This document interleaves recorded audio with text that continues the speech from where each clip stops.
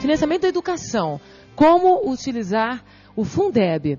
E agora eu gostaria de convidar ao palco o senhor Carlos Antônio Barbieri, assessor orçamentário da Secretaria Estadual da Educação e membro de apoio do Conselho Estadual do Fundeb. Por favor, senhor Carlos. Boa apresentação.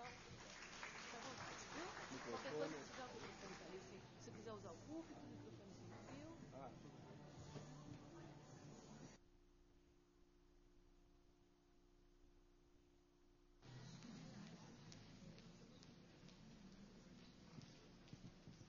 Bom, em primeiro lugar, o meu bom dia a todos. Eu trabalho na Secretaria Estadual de Educação, na assessoria orçamentária, e sou um membro auxiliar do Conselho Estadual do Fundeb. Lá na Secretaria, nós fazemos o elo entre os recursos fazendários, os gastos com a educação e o encaminhamento dos demonstrativos devidamente filtrados para o Conselho e, por sua vez, o Conselho encaminha ao Tribunal de Contas periodicamente. Bom, o tema da nossa reunião é o financiamento da educação e o Fundeb. E eu acrescentei o orçamento, porque nada disso, financiamento da educação e Fundeb, estão dentro do orçamento. Não existe a possibilidade desse agrupamento, financiamento da educação e Fundeb estarem fora do orçamento, pelo menos nos aspectos quantitativos. O orçamento, algumas pessoas dizem, é castigo divino. É castigo, fomos expulsos do paraíso e condenados ao orçamento. O orçamento nos persegue por toda a vida. Hoje, por exemplo, eu estou preocupado com o meu orçamento para ver se eu estico ele, meu orçamento pessoal, até o dia 28. Ainda bem que o mês tem 28 dias. Estou preocupado com o orçamento do meu tempo nesta palestra. Me deram 40 minutos para falar sobre o assunto, então vou ter que administrar as palavras. E estou preocupado com o orçamento da minha secretaria. Como vocês sabem, a crise mundial está provocando redução de receitas. Janeiro caiu a arrecadação, fevereiro está caindo, março provavelmente caia. E em algum ponto deste exercício, nós vamos ter que sacrificar algumas despesas para poder honrar as despesas, principalmente com pessoal, folha e bônus, né? Bom, então, como vocês podem ver, o orçamento é uma preocupação diária, minuto a minuto. E ao final da reunião nós veremos que não é o tamanho do orçamento que traz a felicidade. Às vezes orçamentos pequenos, bem administrados, nos trazem satisfação muito maior do que orçamentos grandes, mal administrados. Bom, a tela seguinte. Somente a título de resumo, então, a vinculação dos impostos, a Constituição Federal dispõe que anualmente, não num determinado mês, num determinado dia, mas num período de um ano, a União deverá aplicar 18% ou mais em manutenção e desenvolvimento do ensino. Os estados, o Distrito Federal, 25% ou mais, e os municípios 25 ou mais, com aquelas exceções. A União, de fato, ela aplica menos porque ela tem desvinculação de parte das receitas tributárias. O Estado de São Paulo, a Constituição Estadual, dispõe no mínimo 30%, então é 30% ou mais. E alguns municípios, por força de disposição em suas leis orgânicas, eles têm limites diferentes de 25%. O limite é mínimo. Na prática, os municípios, o Estado aplica, utiliza 30,26, 30,3, 30,5. Os municípios, variavelmente, uns aplicam 26, 27, 28, 30, 33, embora as leis orgânicas disponham, no mínimo, 25%. Mas se alguma lei orgânica dispor 26%, o mínimo é 26%. Se dispor 27%, o mínimo é 27%. Mas são raríssimos municípios. Tela seguinte, por favor. A legislação básica da vinculação dos gastos com manutenção e desenvolvimento do ensino é esta: a Constituição Federal de 88, o artigo 212, a Lei de Diretrizes e Bases da Educação Nacional de 1996, as Constituições Estaduais, as leis orgânicas dos municípios. E nós poderíamos colocar as leis do Fundef, que vigorou anteriormente, e a lei do Fundeb, que vigora atualmente, como subvinculação dessa legislação básica. A tela seguinte. Bom, a tela seguinte nos dá um panorama geral de como é feito o financiamento da educação e como se integra o Fundeb nesse contexto. Princípio número 1. A vinculação constitucional, no caso dos municípios, vamos tomar o geral, que é 25% no mínimo. Princípio número 1. A vinculação é relacionada com impostos, sejam impostos próprios ou impostos transferidos. Taxas, contribuição de melhoria não entram nessa conta. Então, a vinculação é o resultado da arrecadação de impostos e de transferências de impostos. Então, lá no lado esquerdo, nós temos os impostos próprios, o ISS, o IPTU, o ITBI e o imposto de renda na fonte, que passou a ser uma espécie de imposto próprio, não mais um imposto transferido. Abaixo, cada um no seu quadrado, como se diz popularmente, né? Temos as transferências estaduais e federais, ICMS, IPVA, FPM, FPE, a Lei 87/96, que é a desoneração do ICMS na exportação, e o IPI exportação. Esta área branca de impostos próprios e transferidos é que gera os 25% da vinculação constitucional. Só que no meio dessa questão entrou uma subvinculação, Fundeb. Então, princípio número 2. O Fundeb, na maior parte das vezes, não é um recurso novo, não é um recurso que se soma. Muitos perguntam, e o recurso do Fundeb?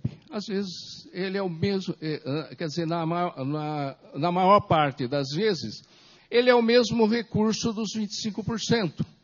É como se uma pessoa, essa área toda, camisa branca, e ela substituiu uma parte da camisa branca por uma parte camisa cinza. Então, não se soma a área cinza com a área branca. A área cinza está dentro da área branca, que se chama 25% de vinculação. Voltando, como nós não somos egoístas, nós sabemos, o desejável seria que a vinculação para o ensino fosse 100%.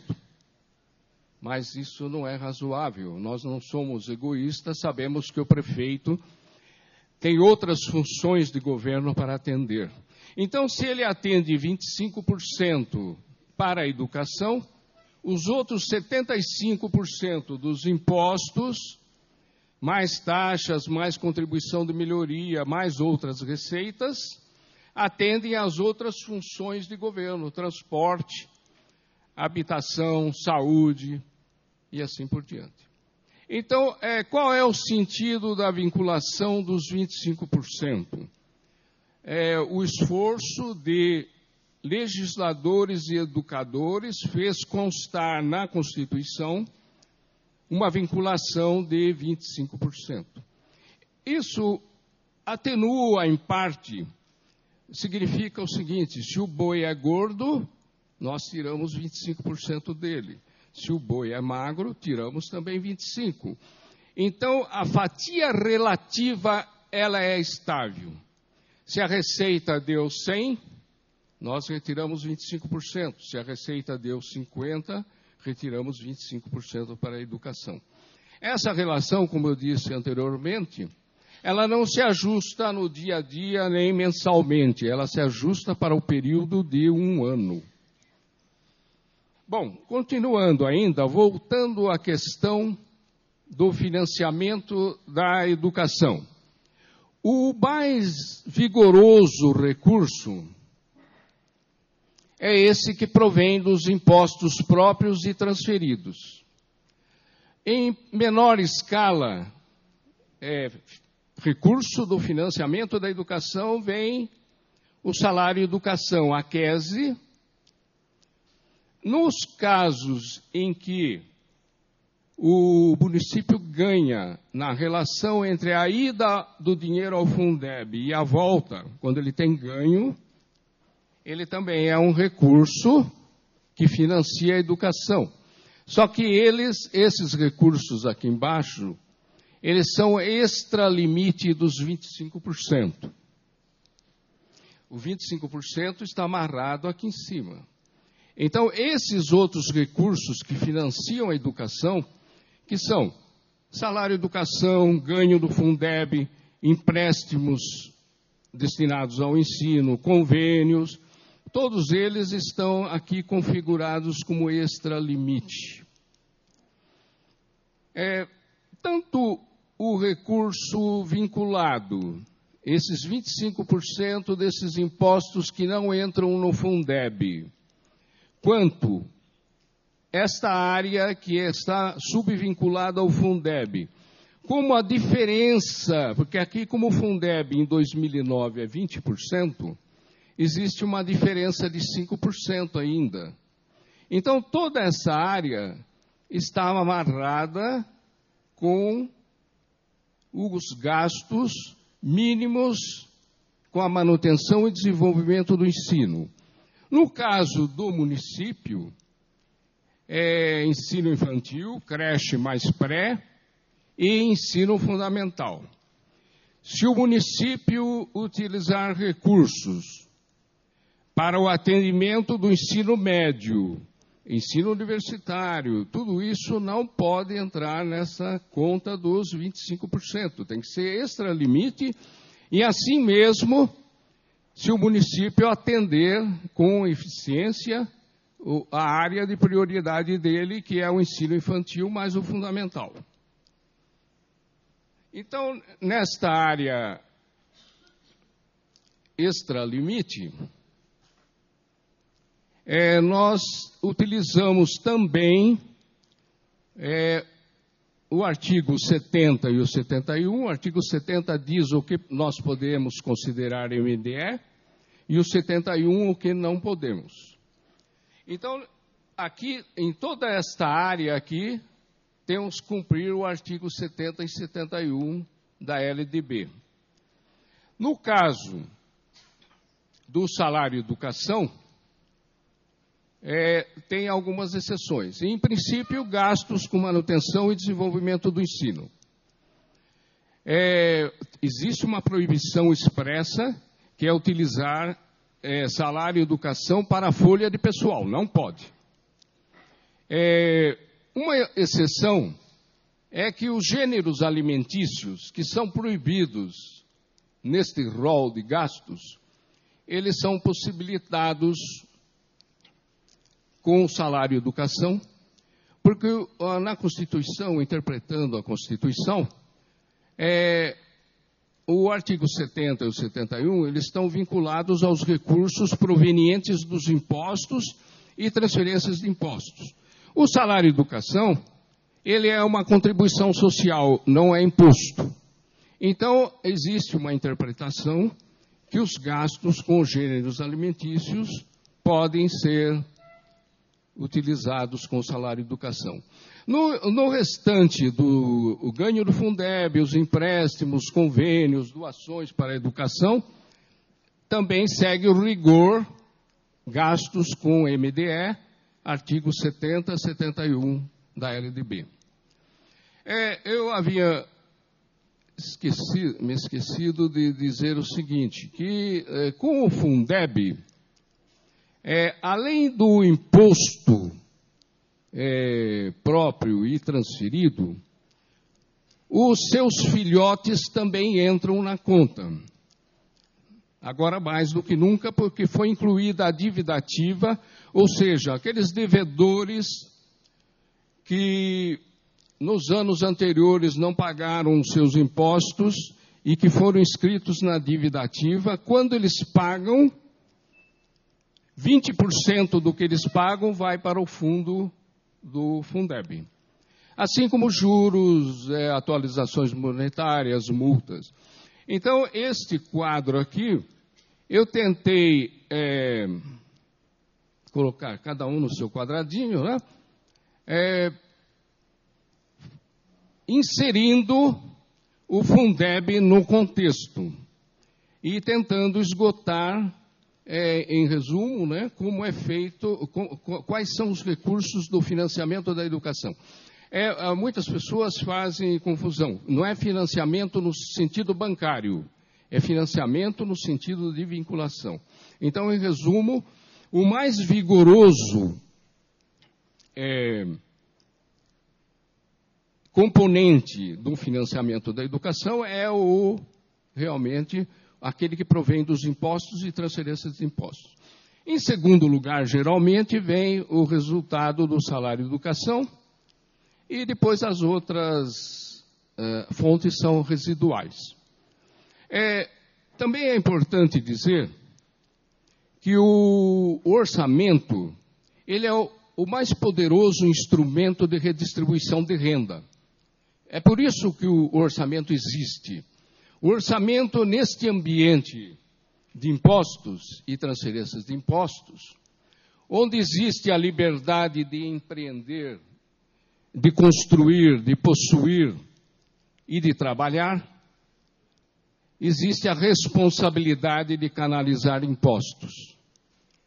E neste ambiente de gastos aqui, nós tentamos promover uma certa igualdade, favorecer as camadas menos favorecidas da população, dar oportunidades iguais para que os alunos, pelo menos no seu ponto de partida, partam de uma situação de igualdade.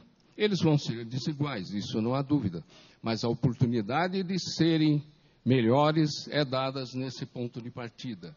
Então, neste lado aqui, funciona a liberdade e a responsabilidade. E nesse ponto aqui, funciona a igualdade também com responsabilidade. Eu poderia dizer que isso são lemas da bandeira francesa, né? Liberdade, igualdade e fraternidade. A fraternidade me assusta um pouco. Eu tenho razões, a fraternidade nas entidades filantrópicas, existem filantrópicas e filantrópicas. Mas, de qualquer modo, memorizando, nós temos o ambiente de liberdade com responsabilidade e de igualdade com responsabilidade. Então, o orçamento ele é um poderoso instrumento de tributar quem tem capacidade de pagar e redistribuir para os menos favorecidos. A tela seguinte. Somente para memorizar um resumo, o Fundeb, ele foi se enquadrando paulatinamente.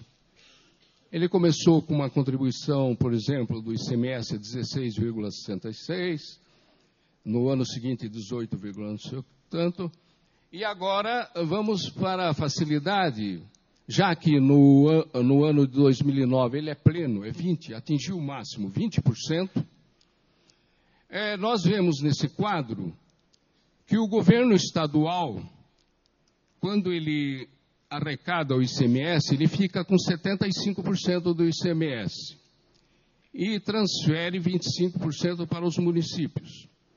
Então, quanto vai para o Fundeb? Vai 20% da parte do Estado e 20% da parte dos municípios. O IPVA, o Estado fica com 50% e transfere 50% para os municípios. O Fundeb leva 20% da parte estadual e 20% da parte municipal. O imposto de transmissão causa mortes e doações. É só o Estado que arrecada, ele manda 20% para o fundo. O FPE, somente o Estado arrecada, ele manda 20% para o fundo. A Lei 87/96, chamada Lei Candir, que é uma compensação da desoneração do ICMS, ela é tanto do Estado como dos municípios. Tanto o Estado como os municípios mandam 20% para o fundo. O IPI exportação, do mesmo modo.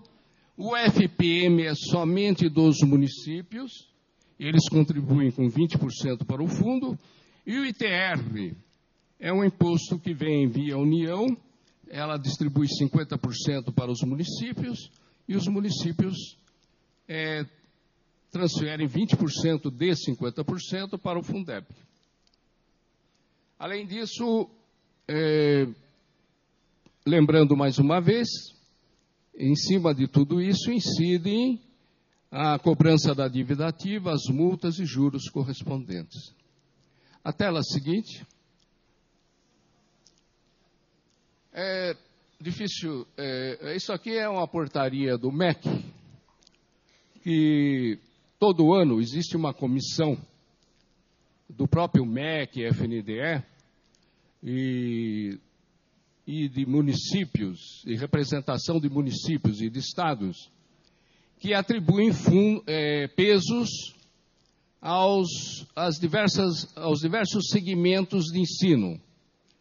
Então, aos secretários, aos funcionários da prefeitura, além dos coeficientes de distribuição do Fundeb, é bom ficar alerta com os pesos dos alunos, porque o ensino infantil, se for período parcial, vale menos do que menos do que 100%. Se for creche, vale tanto. Se for primeiras séries iniciais, ciclo 1, vale 100%. Então, quando somente assim, por exemplo, esse primeiro aqui, creche em tempo integral, no último ano ela teve um peso de 1,10. Significa que, em relação ao peso das séries iniciais, que vale 1, este tipo de aluno, essa modalidade, ganha 10% a mais. A outra, creche em tempo parcial, ela recebe 20% a menos na ponderação. É mais uma curiosidade, porque posteriormente, nos próximos quadros, nós vamos mostrar como que isto funciona. Quadro seguinte. Aquela legislação que nós citamos lá atrás, nós separamos aqui, de modo que o Fundeb, toda a amplitude, toda a gama de atendimento dele vai desde a creche, o ensino infantil, que compreende a creche e a pré-escola, o fundamental, o médio, inclusive educação especial e de jovens e adultos. No caso do município, essa divisão para aqui. A área de competência privativa do município, ela vai da creche, do ensino infantil, creche mais pré e fundamental. E a área privativa do Estado, ela começa no fundamental, mais médio, e aqui a educação de jovens e adultos, tanto no caso do município, no fundamental, como no caso do Estado, no fundamental mais médio. A legislação específica, que é uma subvinculação de toda aquela legislação que nós citamos anteriormente, é uma legislação que veio a se somar à anterior. Ela é agora, né, a emenda constitucional 53 de 2006, que criou o Fundeb, a medida provisória 339 de 2006, que nem vale a pena mais ler, porque ela já foi substituída pela Lei Federal número 11.494, de 20 de junho de 2007, que regulamentou definitivamente o Fundeb. E depois disso veio o decreto federal que regulamentou a lei federal e ainda tem alguma lei posterior que não está aqui citada, que fez alguma pequena retificação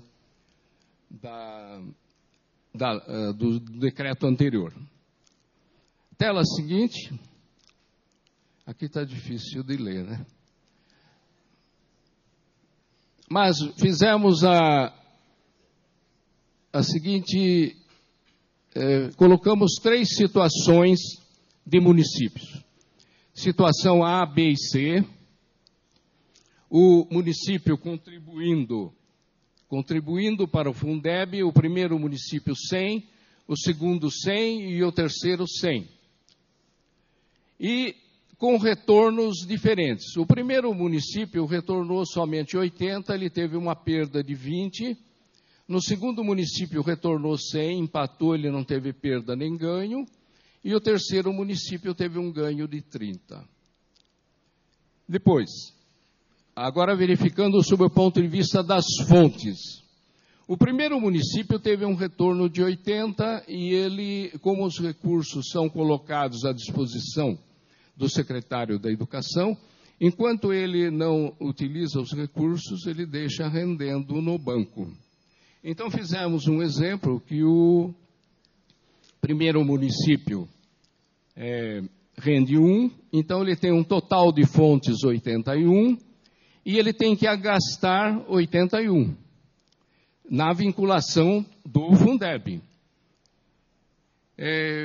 Fizemos a suposição que ele gasta 52 com os professores, 8 com os demais funcionários e 21 com as demais despesas do ensino básico.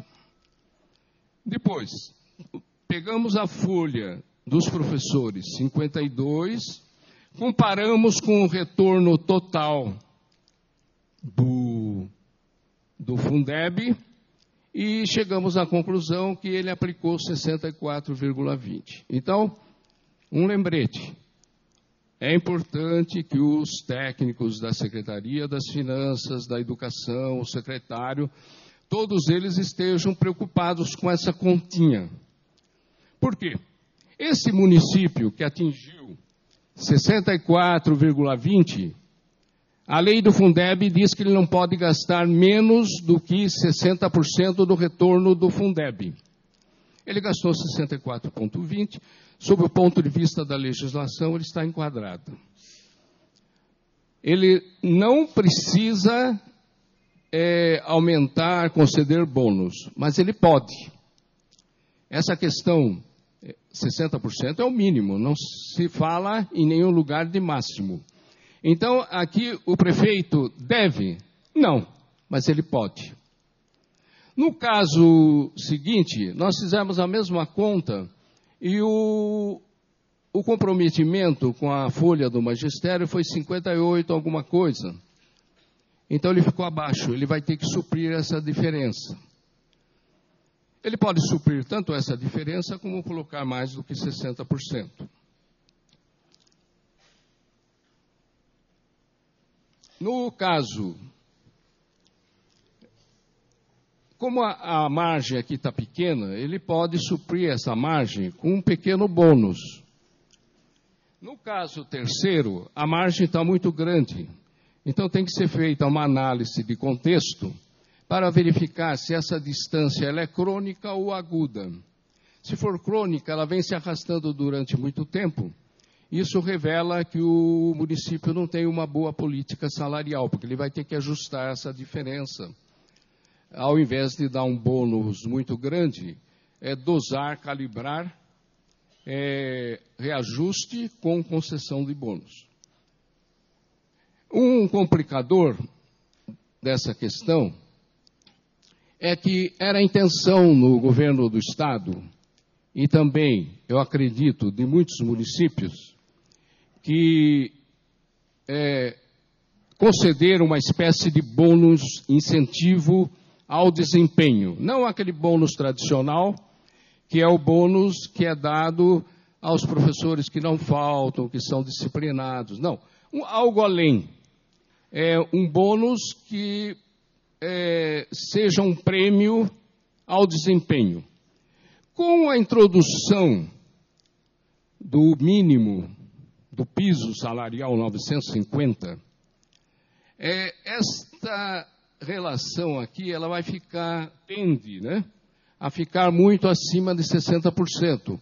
Então, durante algum tempo, vai desaparecer essa margem de incentivo. O único incentivo que vai ocorrer é aquele da concessão de um piso maior. A tela seguinte. Bom, quando eu falei no início que eu faço a sintonia entre os recursos fazendários, os gastos da educação e o encaminhamento de documentos e prestações de contas ao Conselho e deste ao Tribunal de Contas, existe nessa passagem, para dar segurança a tudo isso, um controle interno. Um controle que filtra todos os demonstrativos, interpreta todas as leis e dá segurança para o encaminhamento do material todo ao Conselho do Fundeb. Este controle interno, ele tem alguma coisa de controle e fiscalização. Já o Conselho do Fundeb, ele não fiscaliza. Ele não tem dever de fiscalizar, ele tem dever de acompanhar. Ele é um controle social. O Conselho representa os interesses da sociedade para verificar se os recursos estão sendo bem ou mal utilizados. Então, vejam a diferença, acompanhamento e controle social. Esse material, quando o Tribunal de Contas fiscaliza, ele fiscaliza toda a prefeitura. Notadamente, naqueles pontos onde há vinculação constitucional de impostos ao ensino e de Fundeb ao ensino. Então, o rigor científico da auditoria, ele fica a cargo do Tribunal de Contas.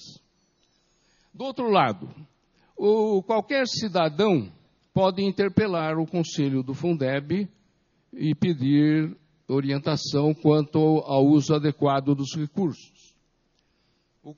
O cidadão não satisfeito, ele pode se dirigir ao prefeito, ele pode se dirigir ao Tribunal de Contas, ao Ministério Público. Ele não pode se dirigir ao MEC, porque as funções do MEC, elas são funções abrangentes de monitoramento, orientação, treinamento. Mas, de qualquer modo, as medidas jurídicas, judiciais, são tomadas uma vez bem fundamentadas, elas são tomadas no âmbito do Ministério Público.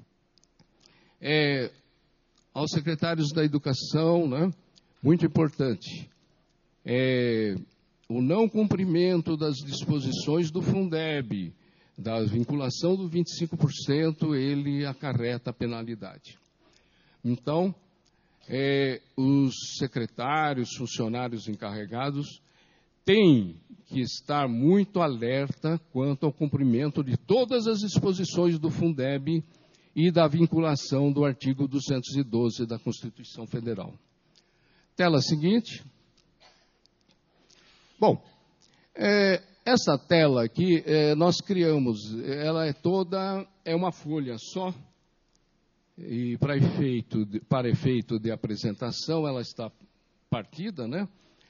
Mas é um formulário que nós desenvolvemos lá na Secretaria da Educação, para tentar abranger tudo o que se relaciona com o Fundeb. Então, no dia 1º de janeiro de 2009, nós estimamos todos os impostos do Fundeb, seja contribuição do Estado, seja contribuição do município. Então, nesta parte 1, impostos, nós tentamos, aqui do lado, isso aqui é o total do ano previsto para 2009. E aqui, esse impresso, ele vem em janeiro, fevereiro, março, abril e tal. Janeiro realizado, fevereiro realizado, março a realizar, até dezembro. É uma projeção que nós ajustamos todos os meses. Então, essa primeira parte, impostos, traz todos os impostos do Fundeb, os seus valores. Então, não se assustem com esses números, eles são reais. A arrecadação prevista de impostos do Estado e dos municípios, para efeito de base de cálculo do Fundeb, é de 93.488 milhões e tal. 20% disso, é o item 2, é o Fundeb propriamente dito. 20% de 93 bi é 18,7 bilhões de reais que irão para o fundo durante 2009. Isso previsão inicial. Pode ser que lá para frente seja muito maior, como tem sido, né? Bom, folha seguinte. Aqui é aquela questão da quantidade de alunos. Nós colocamos todas as modalidades, todos os segmentos, né, do lado esquerdo, colocamos todos os pesos, depois nós colocamos as quantidades de alunos. Notem que no Estado, nós não colocamos nada do ensino infantil, não temos direito de colocar alunos do ensino infantil. Então, esses números aqui, 901 mil, 14 mil, tal, são os números reais. Aqui vale lembrar o seguinte, que o MEC ainda não divulgou os fatores de 2008, de 2009. Então, nós fizemos um ajuste, colocamos os 2/3 do censo anterior, transformamos em 3/3, o inteiro, e somente para exercício, porque aqui nós vamos, nos próximos dias, substituir pelas quantidades reais. Lembrando que o que entra aqui é o censo escolar de 2008, que é utilizado para 2009. Do mesmo modo, então, no caso do Estado, somando simplesmente, nós temos 4.625.000 alunos e, ponderando esses mesmos alunos, nós temos um total de 5.026.345, utilizando os pesos. No caso dos municípios, notem que nós zeramos tudo que se refere a ensino médio. Assim como zeramos lá o ensino infantil no Estado, zeramos o ensino médio nos municípios. Colocamos somente os alunos que realmente entram no Fundeb. O total é simples, é 3.745.000, ponderado 3.810. E aí nós fazemos o seguinte, o que importa para nós é a soma ponderada. e não a soma simples. Porque é a soma ponderada que vai dar o per capita aluno. Tela seguinte.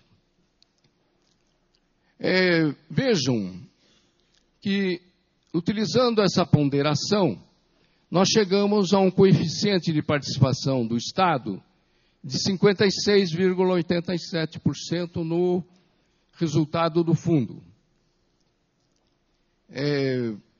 E, ao mesmo tempo, nos municípios, 43,12%. Onde que surge a questão? Se o Estado contribui com 67,51%, ele contribui com 12 bilhões, ele tem um retorno de 56,88%, então ele manda 12 bi para o fundo e tem de volta 10,6 bi. Ele tem uma perda de 2 bilhões anuais. Perda, entre aspas. No início, eu lamentava muito essa perda, porque essa perda significa 12% do orçamento da Secretaria de Educação. Mas depois, olhando os benefícios e os méritos do Fundeb, eu verifiquei que passei a adotar a ideia que esta perda que nós perdemos para o conjunto dos municípios é o preço a pagar para um sistema que faz o quê?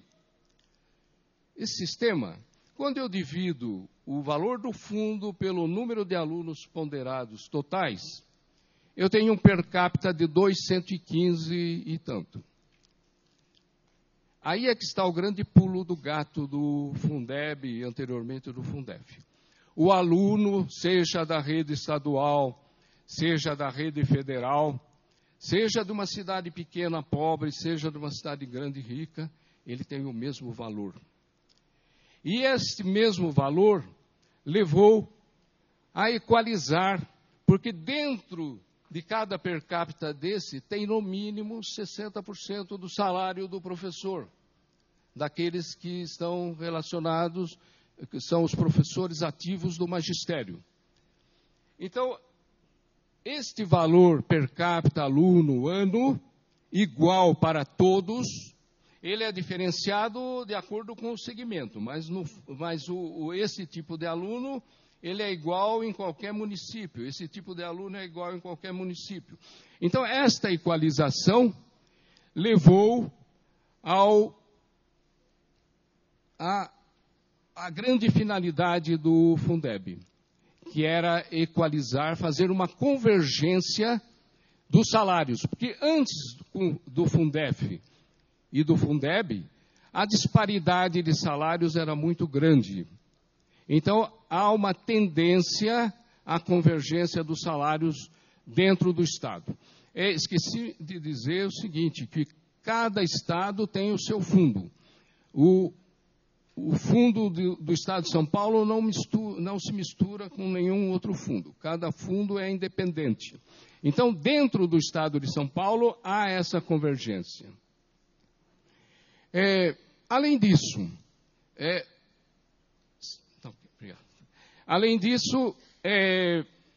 em termos nacionais, na medida em que o governo da União complementa para 8 ou 9 estados o mínimo por aluno ano, há também uma tendência mais de longo prazo à convergência dos salários norte, sul, nordeste.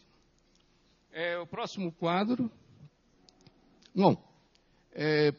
Próximo. Bom, aqui eu tomei a liberdade de trazer este quadro, que ele vale para toda a administração, seja educação, seja saúde, em qualquer circunstância, né? Vale esta ideia, que é a eficiência do gasto. Nós tomamos aqui 2 municípios iguais em arrecadação, em número de alunos, quer dizer, iguais em arrecadação e em população. E verificamos o seguinte, que quando os gastos, porque o orçamento é uma verdadeira química, é combinação de recursos e de gastos. Verificamos o seguinte, que aquele prefeito, aquele secretário de educação, que consegue alocar bem os recursos, associar nas doses certas, ou seja, gasto com recursos humanos, informática, capacitação, reformas, transporte de alunos, etc., ele faz uma dosagem muito bem feita, que permite que ele oferte a máxima quantidade de vagas na escola e que oferte a máxima qualidade de ensino. Ao mesmo tempo, um prefeito com os mesmos recursos e com uma população semelhante, ele não consegue ofertar nem a quantidade necessária, nem a qualidade desejável. Porque ele não conseguiu fazer a combinação ótima desses fatores. Então, é como uma receita de pão de ló. Quem sabe utilizar bem ovos de qualidade, farinha, todos os ingredientes do pão de ló, ele faz o bolo crescer desta maneira. Quem faz combinação defeituosa, ele não consegue atingir essa fronteira de eficiência de gastos. Para finalizar, tem-se sempre a impressão de que quando o dinheiro é bem gasto, ele sobra. E quando o dinheiro é mal gasto, sempre tem-se a impressão que lhe falta. Muito obrigado.